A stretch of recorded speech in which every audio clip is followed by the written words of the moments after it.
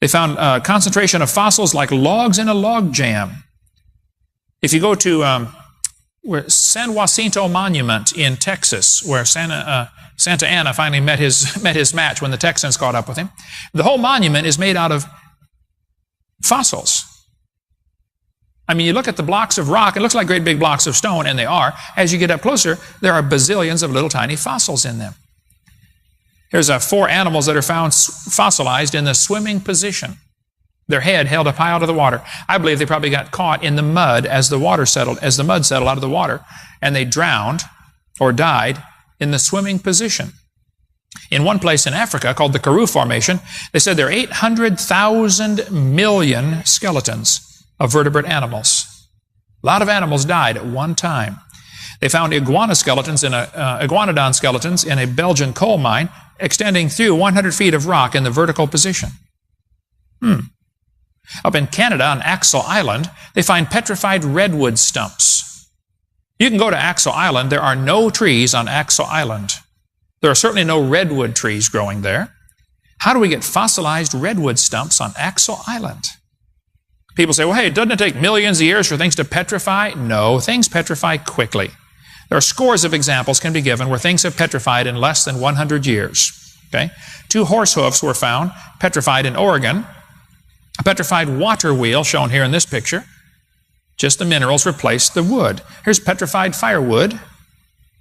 Here's a fishing reel stuck in a rock. They said the rock was 300 million years old.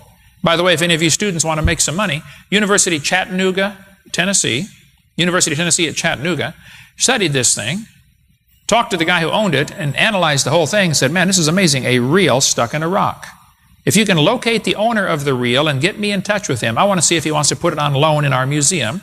And anybody who can find me, the owner, Dan Jones, find me the guy, get me his phone number, and let me talk to him. I'll give you $50 do some research. If you're sleuths up here in Tennessee, you want to work on that one.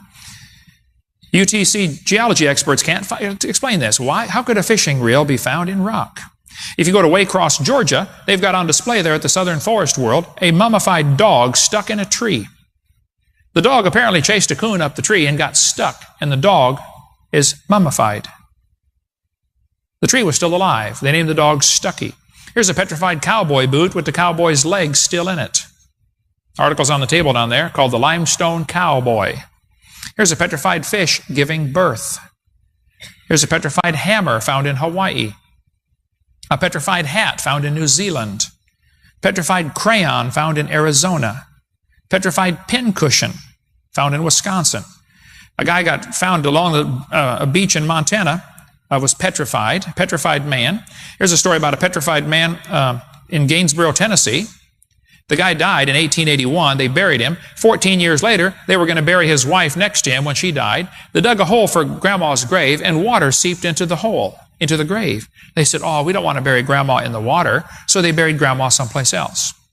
Then the kids got worried about Grandpa buried in the water. So they dug up the grave. The body inside had turned to stone, except the arms had rotted off. The rest of the body had petrified in 14 years in a coffin in Tennessee. The man found in Fort Benton, Montana, was in 1897, found by Tom Dunbar. The guy was 5'8". Many medical doctors examined it, said, man, this is a petrified, complete human. Not the bones, the complete person, petrified. A lady in Sao Paulo, Brazil, was 62 years old.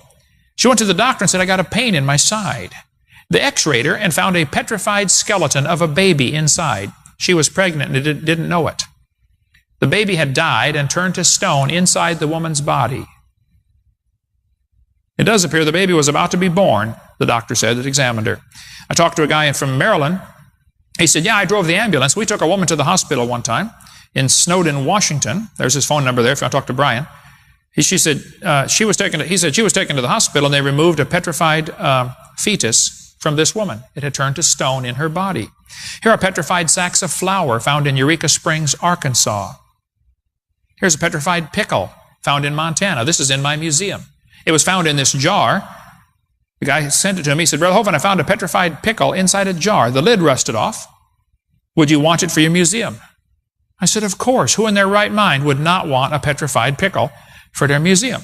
Here's a petrified toadstool just south of Bloomington, Illinois, in an amazing museum called the Funk Gem and Mineral Museum in Shirley, Illinois. If you ever drive out there, stop and see that place. This kid in the picture here sent me these petrified acorns. He's 7 years old. He said, Brother Hovind, I put the acorns in a bucket of water hoping they would sprout, and I forgot about them. A year later, when Mama found them on the back porch, they had turned to stone in a bucket of water. Petrified acorns.